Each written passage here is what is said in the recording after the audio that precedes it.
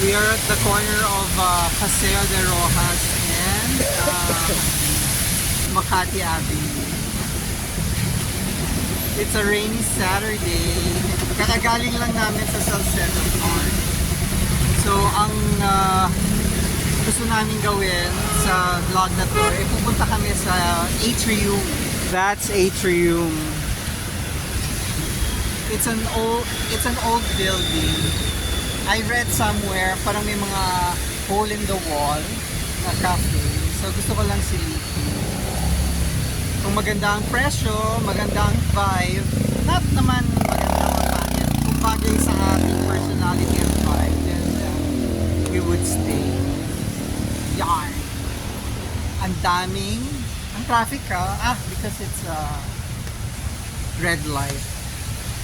May papakita sana ako. Teka lang, papakita ko. Doon sa malayo, ayaw mag-respond ng aking camera, phone. Yung nakalagay dyan Pronovitai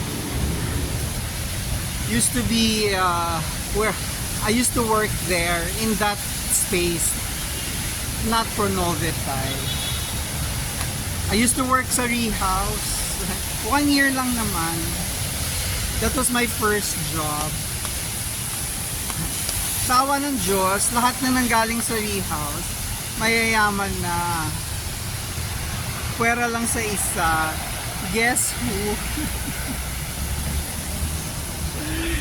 That person did not amount to anything.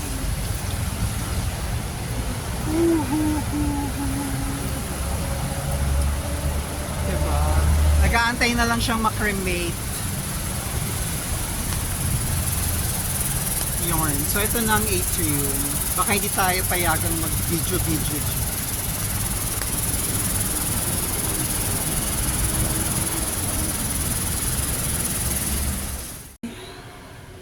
We're inside the atrium.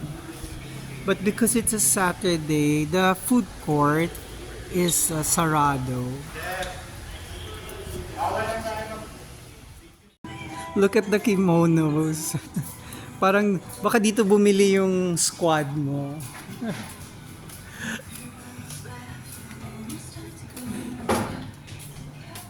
Look at that. Nice. Ay, hindi makapal eh. Yung kay Madam hindi makapal. Ito quilt. Yun sa kanya parang tela lang. So, nandito tayo sa, I don't know what you call this. No food and drinks there. Tukunan ko lang sa labas. Yan. There. Magkalat, mamili, magbasa, magkape, magmuni-muni. Common room is the name. Hello? Yun. Yes. Ay, sorry po, isa na lang po pala yung ubi. Sige, Isa na lang. yes. There. Ang aga, ubus na ha. Yan. Sa kanilang mga artworks. Look at that. Ang gaganda. Punta kayo dito sa atrium. Pero pinagbawal tayo ng guard. Bawal daw mag-picture. So, as usual, bawal mag-picture, mag-video, pero walang nakapaskill. Diba? Bakit hindi nag-i-invest ang mga institutions ng bawal mag-video, bawal mag-picture? Kailangan mo lang naman ng ilang piraso sa entrance. Diba? Pagpasok, you can give a reminder. Sir, no smoking. No picture taking. Bawal magdala ng souvenir. Bawal mag-video. So, ganun. Sa ibang lugar, may pinuntahan ako dun. Ang daming no. Pero yung kung saan sila natataranta, like no picture, no video, mga ganyan, dun sila walang nakapaskil. So, nag-order tayo dito para may license tayo to say. Sabi nila, pwede naman daw gamitin yung internet kung magko-co-space ka. $2.99 para maka-internet. Kasi hindi ako maka-internet, nangutang na naman ako kay TTT. Because, hindi tayo makakonect sa GCash. because kahit tumapat ako sa bintana, ang hina ng signal. There. So dito muna tayo panandalian. So para siyang library, bookstore,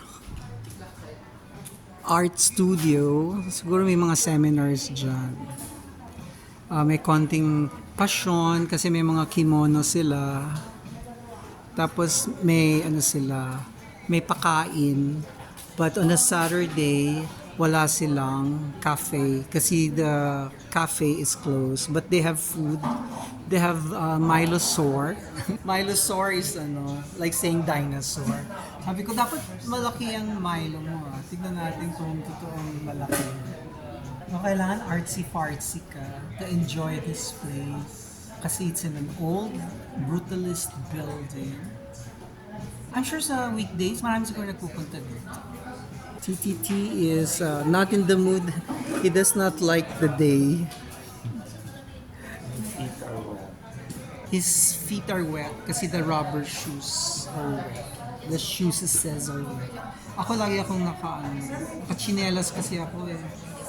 Parang simula nang lumipat kami dyan sa Taft, parang lagi na ako naka-chinelas.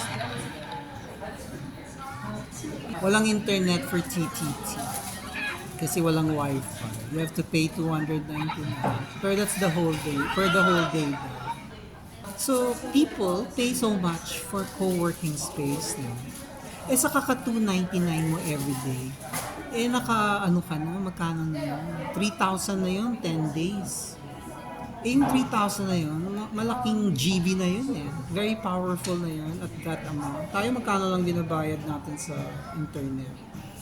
Pero for the work that you do and for the things that I do, pwede pa sa. It's more than enough. Oh my God, meron silang boombox. Is that what you call boombox? O yung sa'yo ang boombox? Ayun, natignan mo. Boombox. Ayan ang kanilang Milosaur. Saur, pero sour. The saur, the sour of the dinosaur. Ito the ube and the other one. Tumataginting na $490 ang ating bill to stay here.